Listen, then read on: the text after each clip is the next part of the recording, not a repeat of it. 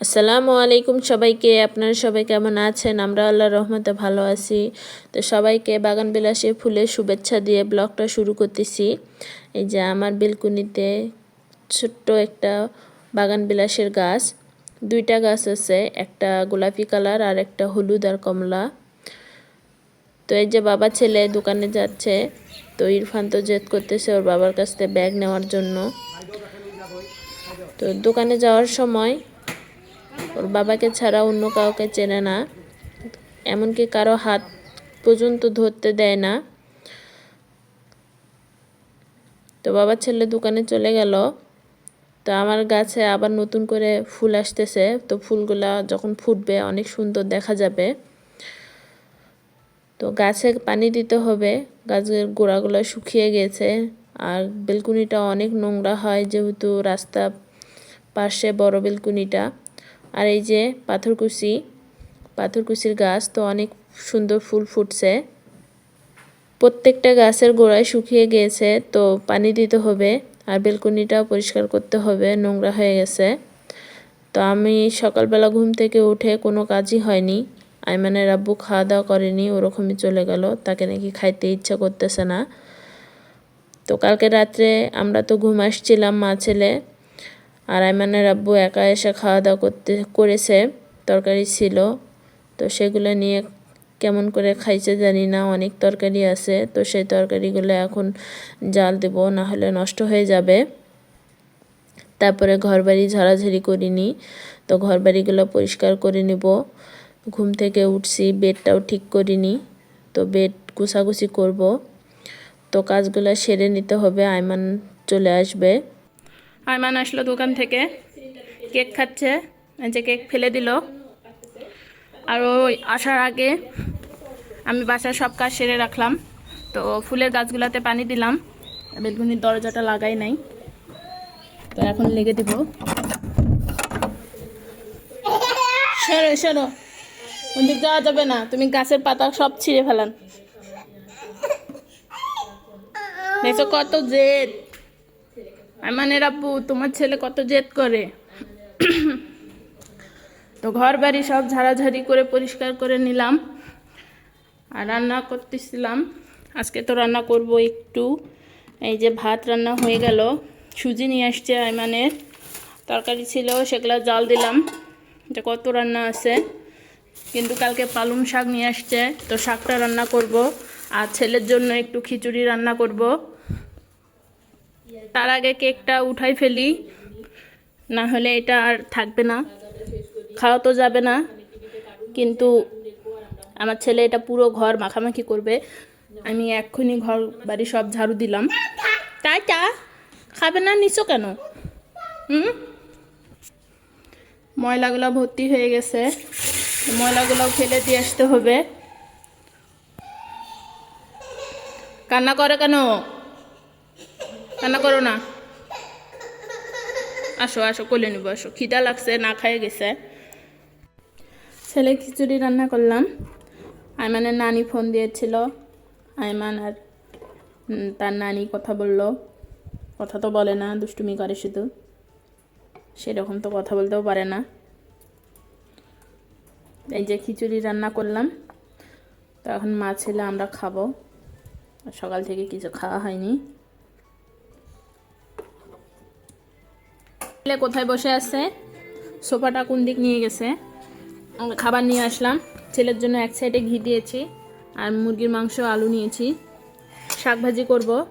আগে সকালে খাওয়া দাওয়াটা শেষ করি। খুদা তাবু, হ্যাঁ হ্যাঁ না মামা, বিসমিল্লাহ বিসমিল্লাহ। আব্বু মজা হয়েছে? আব্বু ইরফান মজা হয়েছে বাবা? আমার ছেলে টিভিতে কার্টুন দেখতে ব্যস্ত। মা ছেলে এখন খাওয়া দাওয়াটা শেষ করি। শাক ভাজি করতেছি, আর ছেলে আমার খেলা করতেছে। তো এইদিকে আমি রান্না করি আর কার্টুন দেখি। তো আমার মতো কে কে আপনারা কার্টুন পছন্দ করেন আমার তো অনেক পছন্দ, আমি খাইতেও কার্টুন দেখি, রান্না করতেও কার্টুন দেখি। আপনাদেরকে হয়তো দেখানো হয় না, আজকে দেখিয়ে দিলাম। এই যে এখানে কার্টুন দেখতেছি, শাক ভাজি করতেছি, তার সঙ্গে ছেলেকে দেখতেছি, ছেলে খেলা করতেছে হাঁড়ি পাতিল নিয়ে। তো সব এলোমেলো করছিল, আবার গুছিয়ে ঢুকিয়ে রাখলাম, তো আবার বের করতে যাচ্ছে। তোর কাজই এরকম, সারাদিন অগোছালো করবে আর আমি শুধু গুছিয়ে রাখবো। তো শাক ভাজিটা শেষের পথে, পানি শুকিয়ে গেলেই নামিয়ে নেব। পালং শাক বেশি ভাজতে হয় না, সেদ্ধ হলে খাওয়া যায়। শাক ভাজিটা হয়ে গেছে, নামিয়ে নিব। এই যে দেখেন তেল বের হয়েছে। তো এর থেকে বেশি ভাজলে আমার ছেলে খেতে চায় না, আইমানের আব্বু পছন্দ করে না। তো রান্নাবান্না শেষ করে এখন আসলাম চুলা ঠিক করতে। চুলাটা তো অনেক দিন নিয়ে আসা হয়েছে, শুকিয়ে গেছে। তো এখন আমি এটা লেপে দিব। তা গায়ে একটু করে মাটি দিয়ে দিব, তাহলে লেপালেপিটা ভালো হয়ে যাবে। এই ফাটা জায়গাগুলো একটু মাটি দিব, বেশি ফাটেনি, অল্প অল্প ফাটছে, তো সেই জায়গাগুলাই। চুলাগুলো লেপে দিলাম। তো এই জায়গাটা কাদো হয়ে গেছিলো, মাটিতে লেপলাম। তো সেটা এখন ধুয়ে দিচ্ছি। পানি শেষ হয়ে গেছে, পানিটা নিয়ে আসি। চুলাগুলো শুকিয়ে গেলে আপনাদেরকে দেখাবো কেমন হয়। এই কে ঢুকছে না দেখি। ও বাবা, কি করছো তুমি? আমি পানি ছাড়ে দিয়ে গেছি, আমার ছেলে কখন ঢুকছে বাথরুমে। বাথরুমে ঢুকে কি করতে, পুরো শরীর ভিজে ফেলছো আপু। দাঁড়াও, তোমাকে গোসল করে দিই, দাঁড়াও। গোসল করে খাওয়া দাওয়া করতেছে, তো কোথায় শুয়ে শুয়ে দিলাম। তো এখন ঘুম পাড়াবো, ওর বাবা আসেনি।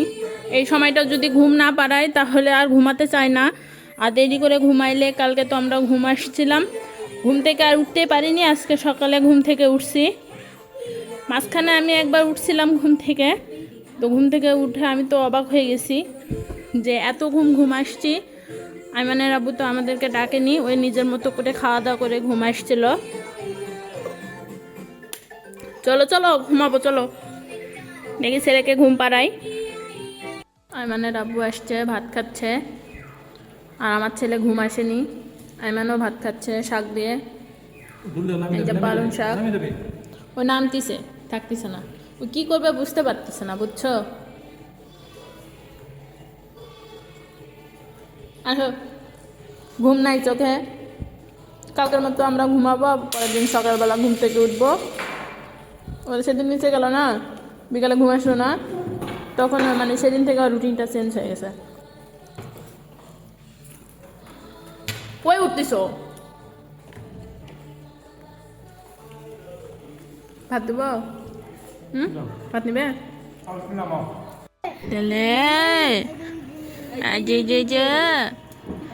আইমান ছাদে ঘুম থেকে উঠলো, আইমানে খালামণি আসছে, তা আমরা বাহিরে আসলাম। সূর্যি মামা ডুবে যাচ্ছে,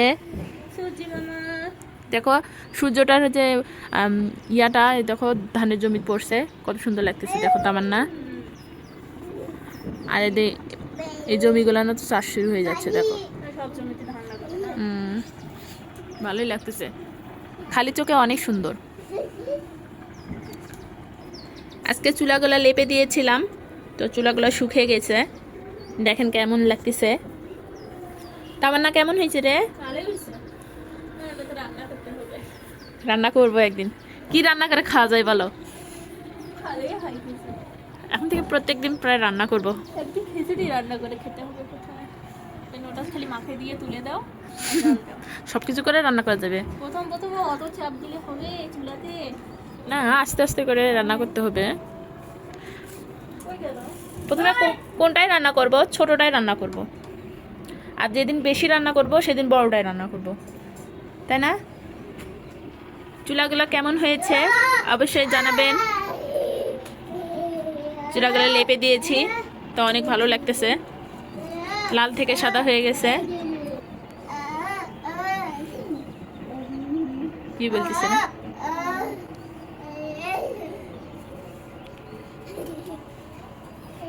যাও, তোমাকে ডাকতেছে, যাও। কি আবার যাবে? দেখো একটা চেয়ার নিয়ে আসো, নিয়ে এসে এখানে বসো, বসে সূর্য ডোবা দেখো। আইমান খিচুড়ি খাচ্ছে, তো খালামণি ওকে খিচুড়ি খাওয়াচ্ছে।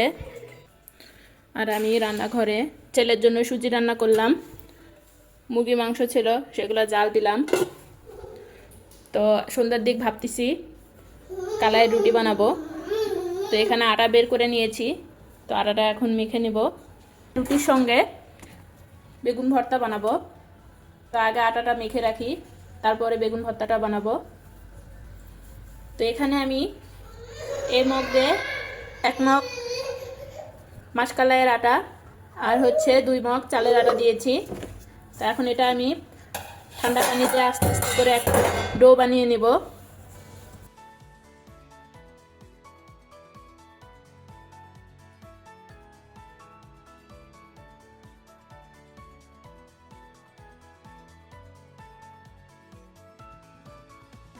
আটাটা আমি ঢেকে রাখলাম। তো আটাটা এখন আমি 10 থেকে 15 মিনিটের জন্য রেস্টে রেখে দেব। জালি দিয়ে দিলাম। তো ফ্রিজ থেকে বেগুন নিয়ে এসে বেগুনটা পুড়িয়ে নিব, তারপর ভর্তা করব।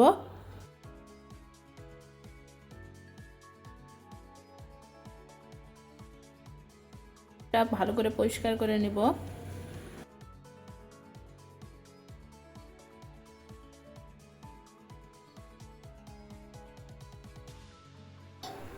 ঝাল ভেজে নিলাম। তো আজকে বেগুন ভর্তা কাঁচামরিচ দিয়ে করব। তো কাঁচামরিচের ঝাল নাই, তো অনেকগুলা দিয়েছি। আর কিছু শুকনো মরিচের ভর্তা করব। আর আমার ছেলে কি বলতেছে? কি বলতেছে তুমি? জানে না। আবা বাবা, আবা বাবা, আবা বাবা কি? পেট বের হয়েছে তোমার?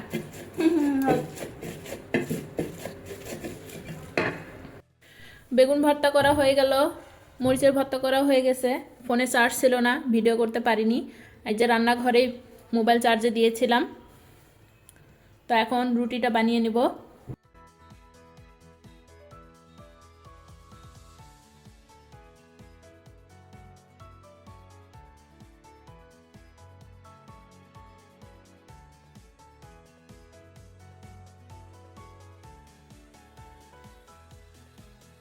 রুটি ভাজা হয়ে গেছে, তো এখন আমরা টেস্ট করব।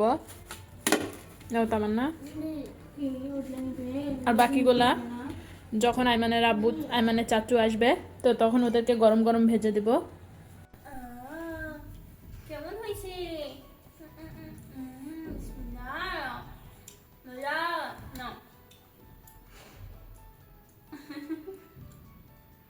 কেমন?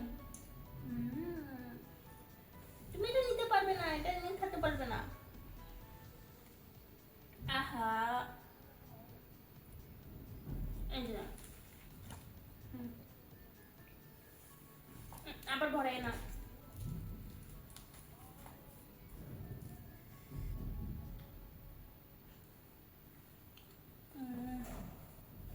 আমরা এখন কি খাচ্ছি আব্বু?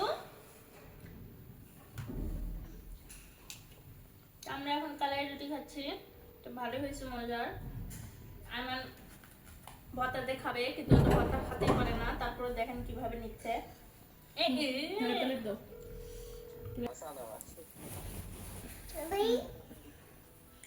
এই যে আমরা কালাই রুটি খাচ্ছি এখন। তো কালাই রুটি অনেক মজা হয়েছে।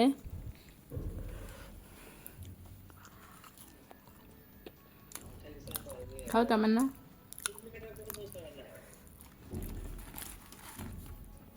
আমার ছেলেও খাচ্ছে। তোমাকে ভর্তা দেওয়া যাবে না। ভর্তা দিয়ে তুমি খাবে না। খেতে পারবে? বলেছি না। ভর্তা দিয়ে ওই খাইতে পারবে? খাও, তুমি খাও, তুমি খাও।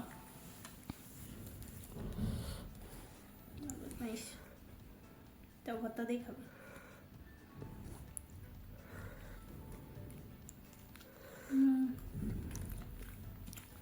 আমরা গরম গরম বানিয়ে খাচ্ছি। আর হচ্ছে আইমান আর আইমানের খালামণি আসলে, আইমানের চাচু আর আইমানের আব্বু আসলে তখন গরম গরম বানিয়ে ভেজে দেব।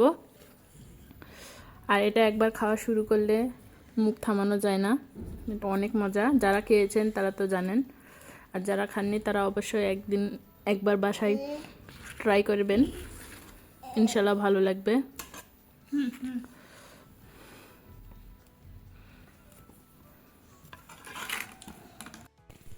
আমাদের খাওয়া দাওয়া শেষ। আইমানের চাচ্চু খায়নি, এই যে আইমানের চাচ্চুর জন্য আইমানের খালামণি নিয়ে যাচ্ছে। আইমানের আব্বু আসছে, আইমানের আব্বু খাওয়া দাওয়া করছে, ভিডিও করিনি। তো আজকের ভিডিও এখান থেকেই। সবাই ভালো থাকবেন, সুস্থ থাকবেন, আমাদের পাশে থাকবেন, আমাদের জন্য দোয়া করবেন। আল্লাহ হাফেজ। আল্লাহ হাফেজ দাও। ছেলে আমার ঘুম আসতেছে, হাই তুলতেছে। আল্লাহ হাফেজ।